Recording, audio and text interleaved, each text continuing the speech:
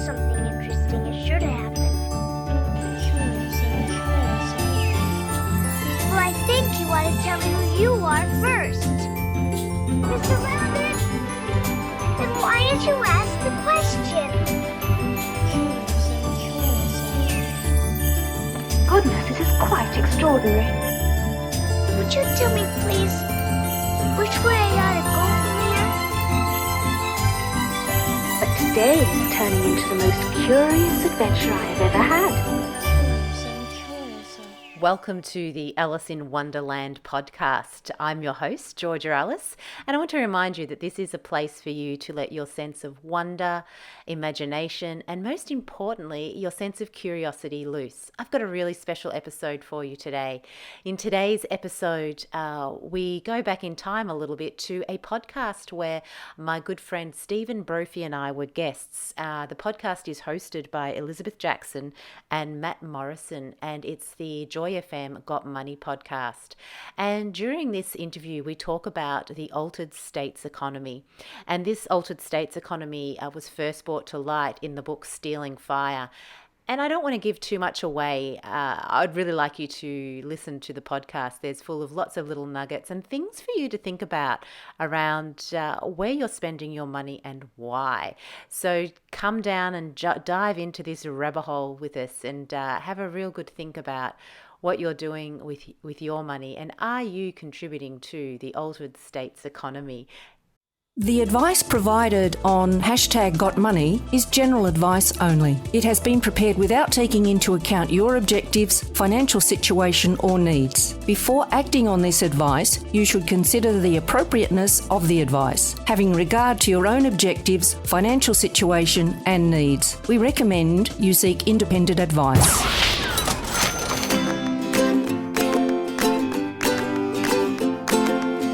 Got money? Frightened of money? Have money and want more money? Listen to Elizabeth and her team of professionals dismantle the jargon of money. Whether it's cryptocurrency, your super, estate planning or the ATO. #GotMoney will bang it home with a sledgehammer. Yes, it's banging it home with a sledgehammer. I was doing jazz hands. I'm here in the studio today with Matt Morrison. Hello, Elizabeth. You all know that Georgia Ellis from Blue Chip Mines is one of my favourites, so she's in the studio with us today. Hello, Georgia. Thank you for having me back. Pleasure. And we've got Steve Brophy. Brophy. Thanks. Rhymes with trophy. Thank you. I knew I was going to get ugly on that. That's why I looked over at you. Did you see my hand signals? Yeah, I was jazz desperate. I was drowning. We're doing altered states economy. Now, we started to kind of unpack that a little bit, and then what I realised was I didn't want to unpack it without us having the mics on, so here we are. Georgia, do you want to take that away for us initially and just kind of unpack what that means?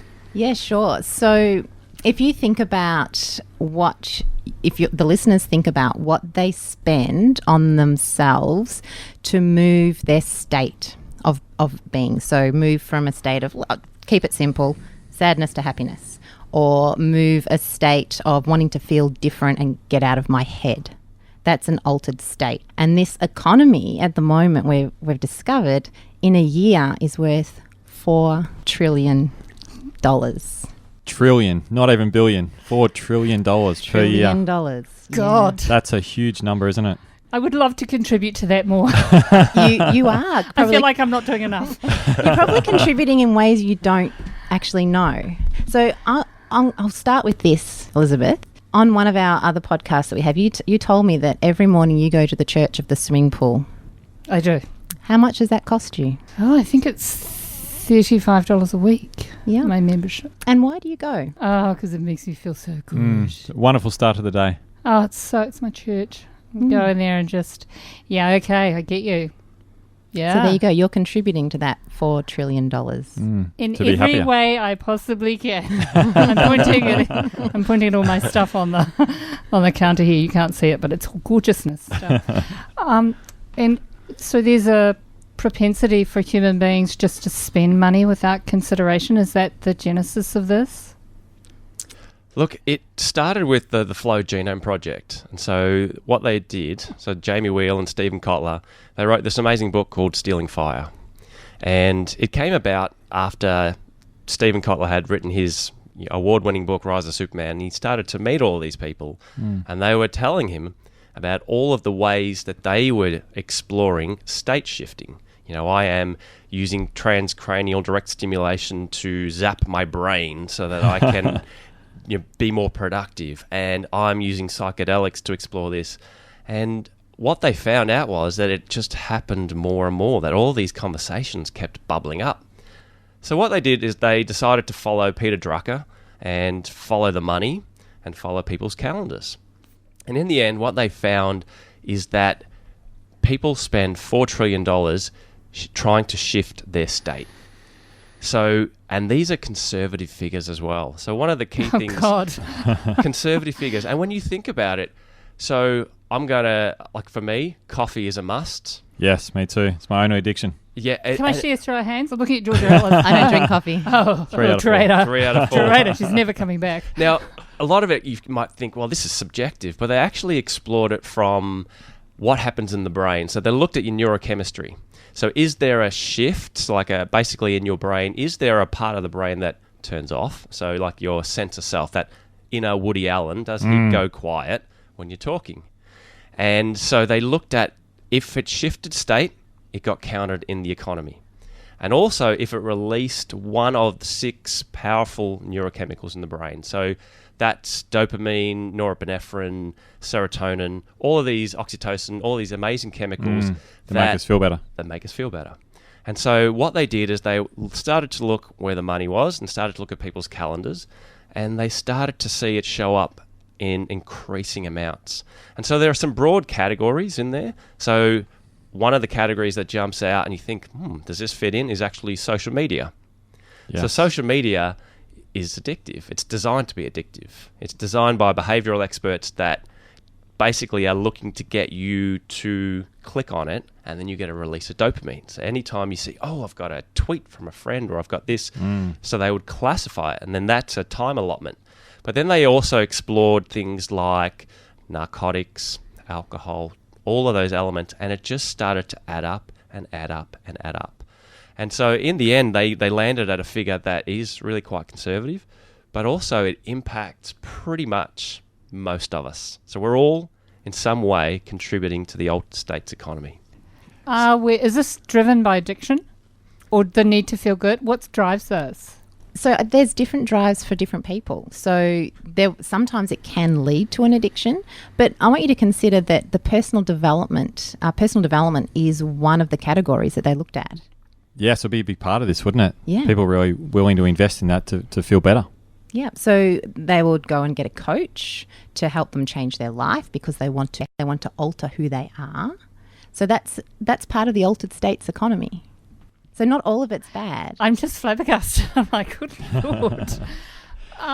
Okay, so it's not all bad. Actually, that's nice to hear. A lot of it would actually be good. A lot of it would be very, very positive. Did they break that down with a $4 trillion economy? Did they break that down into, say, an individualised basis, whether it be a percentage of income or an actual dollar figure, just to put it in, say, a one person's term? What would that mean in terms of, on average, what we're all willing to actually spend to alter our state? So I don't know the average, but you can determine that yourself. So you need to sit down and think about, well, what are some of the key things I do in my life to make me want to be better or feel better or alter who I am? And that's when we're altering our state. So they break it down into 4 initial buckets, which is the media. What are we spending on the media? So IMAX.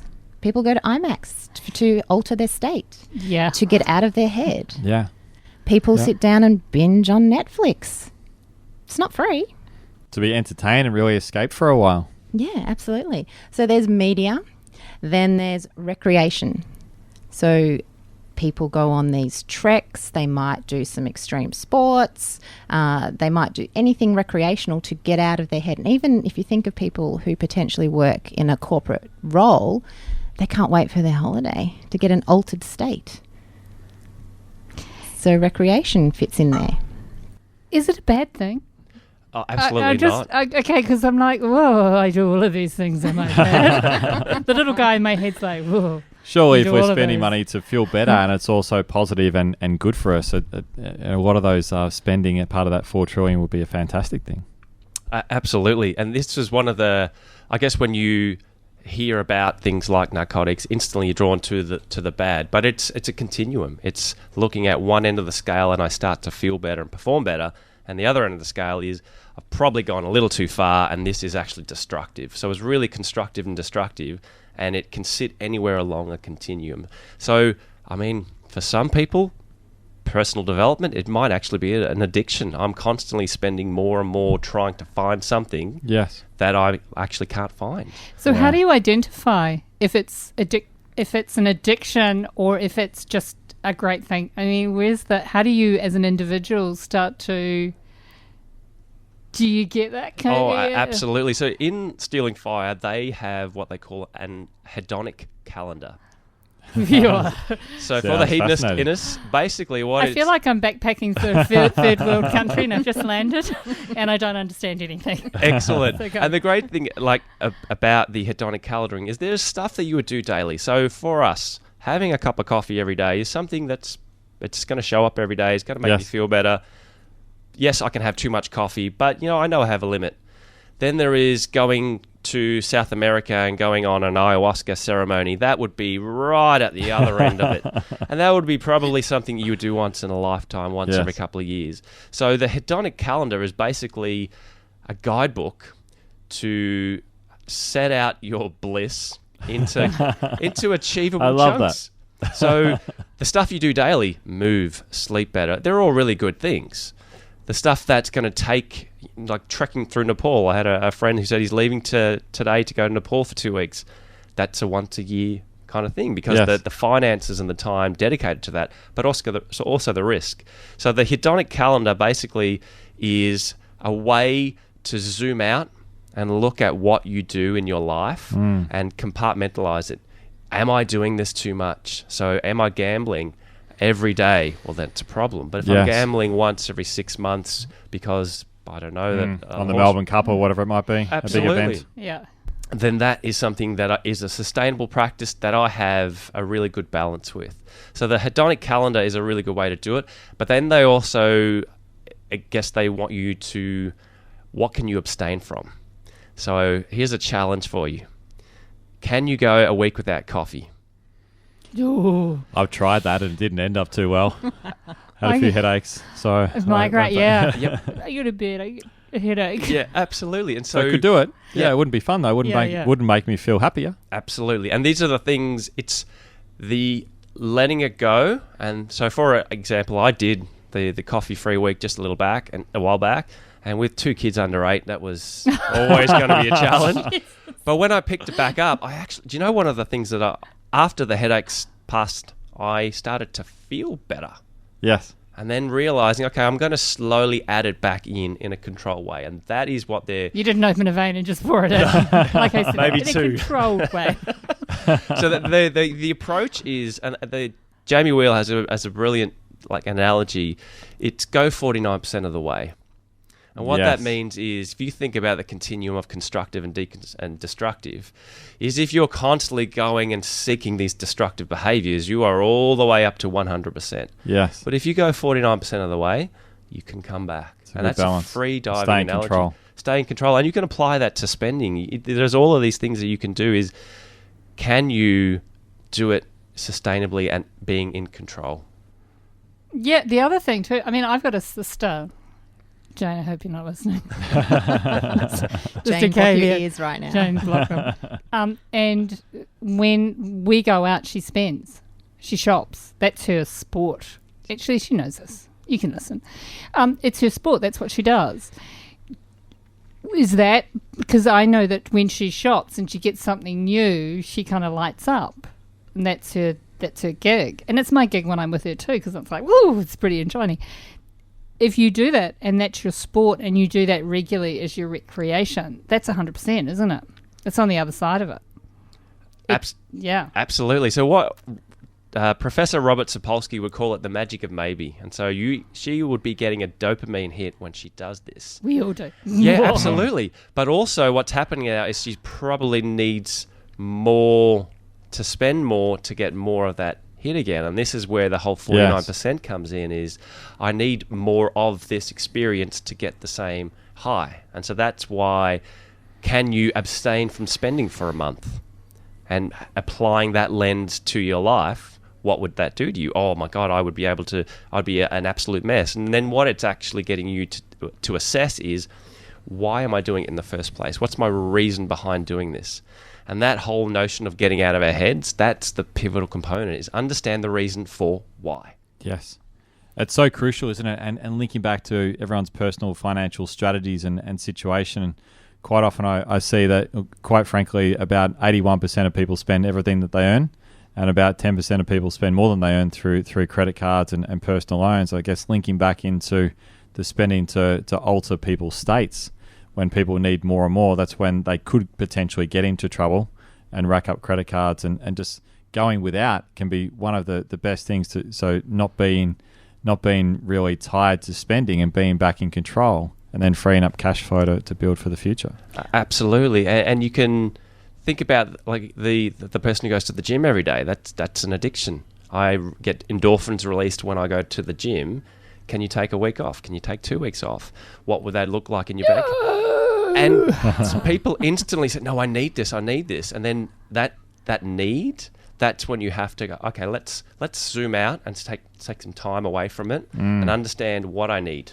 Yes. And then put it back piece by piece. Or, open up your veins and pour in your coffee. Which can work just as well. Yeah, Absolutely. Absolutely. So studying the science, Georgia, what have you got from it? So when you went to study this, because I spoke to you before you went away, you're like, oh, I'm going off to I'm like, oh, God, that'll make a great show. What did you get out of it? What's in it? Oh, so one of the fascinating things is that our biology is actually dictating what we spend in a way. So if you think of the people who are wanting to spend more, they're doing that because their brain is wanting a more hit of those chemicals, those endorphins. Okay, so therefore you can actually look at ways, well, okay, for Matthew's point before, people are overspending. Yes. But there are ways you can still get that same hit without spending a cent. Yeah, there are. Ooh, I feel like I should put scary music on. And that's you'll have to explore that for yourself. There are so many ways that you can get those same sort of altered states, and it doesn't always have a monetary side to it. But what we're looking at today is that we do, as a society, spend a great deal of money trying to get out of our heads. That's what we're doing. So when your sister is shopping, she's not thinking about work. She's not thinking about the issues of anything else that's going on in her life. This is just about me getting some awesome new stuff. It's going to make me feel good for maybe a day. Yeah. So I'm feeling good. I'm riding that high. Yeah. It's kind of interesting, isn't it? It's because with our society, we do a lot of this, but I've been to remote countries and isolated countries where, they go to the shop maybe once every season when the season changes to get more rice. So it's something that's we do it a lot here. Do we? I mean, isn't that just a part of our society? Do we need to look at it? I mean, and what do you think? Look, Steve, I'm looking at him like, help, Steve. Help me. Listeners, you've got to see Elizabeth's face I'm right dying. now. She's dying, the confusion. She's going, am I doing good things? Am I doing bad things? You're doing wonderfully. We don't judge, right? We don't judge. This is just to let you know why we're spending the money we spend.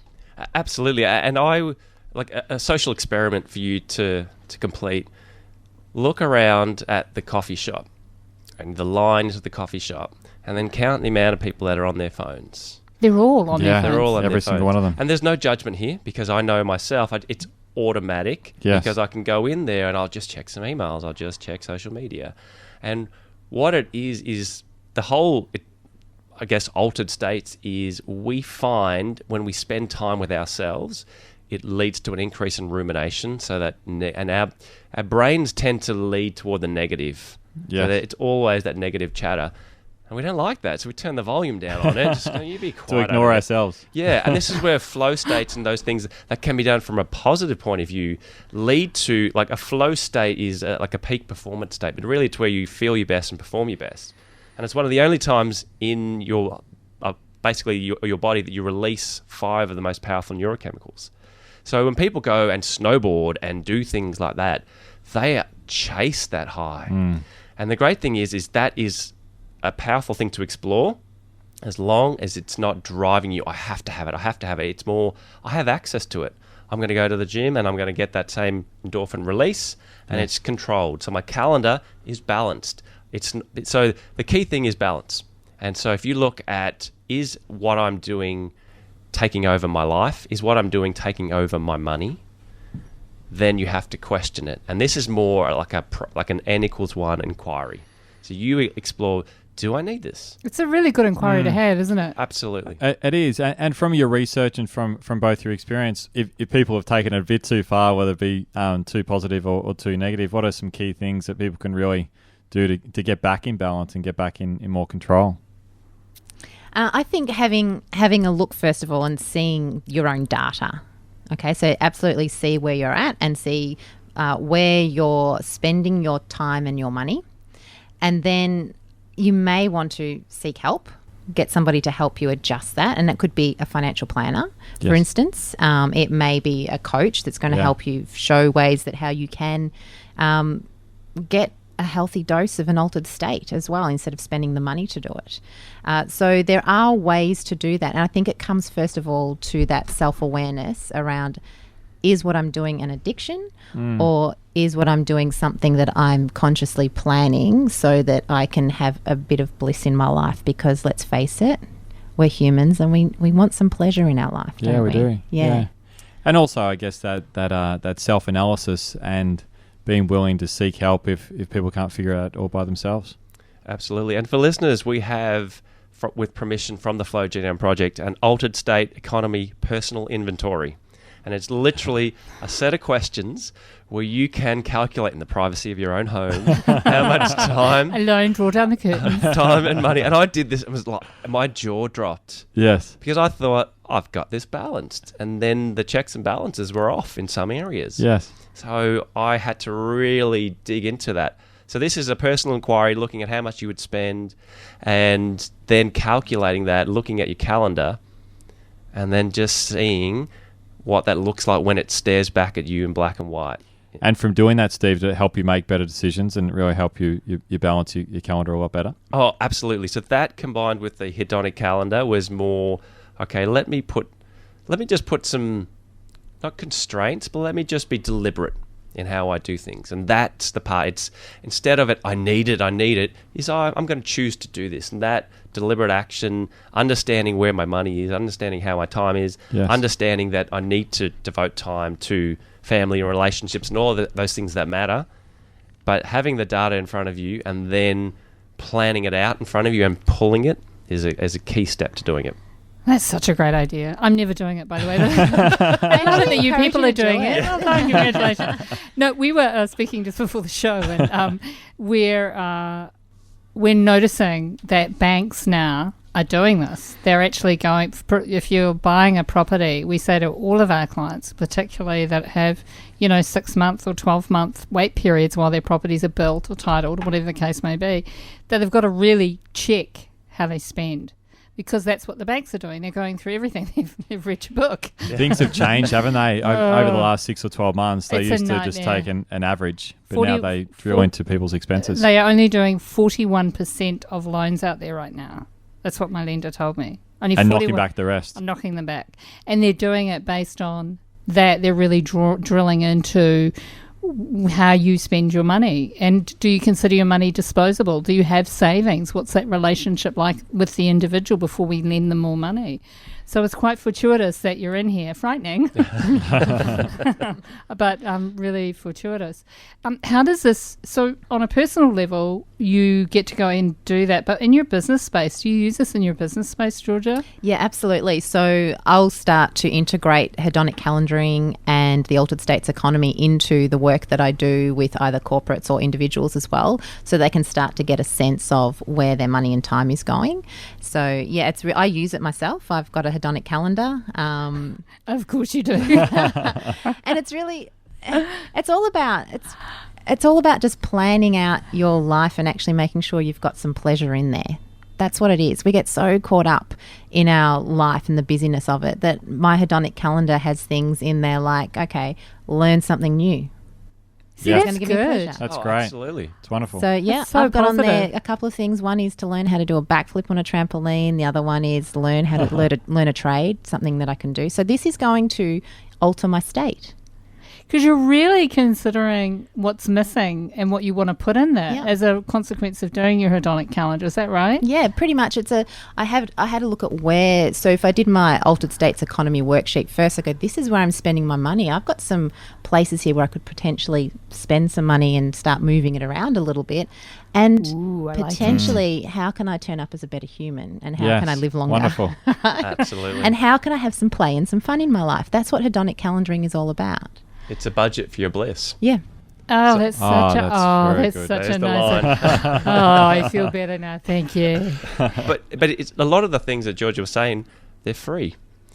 So Yes. if you get out into big nature and lose your focus and just walk, that shifts your state. You concentrate on your breathing. That shifts your state. So a lot of these things we can achieve without having to spend a lot of money, Yes. but the payback is just as rich. So I would imagine that anybody who's ever gone camping has come back a different human being. That's right. Become one with nature. And Absolutely. feel wonderful even after a few days away. Absolutely.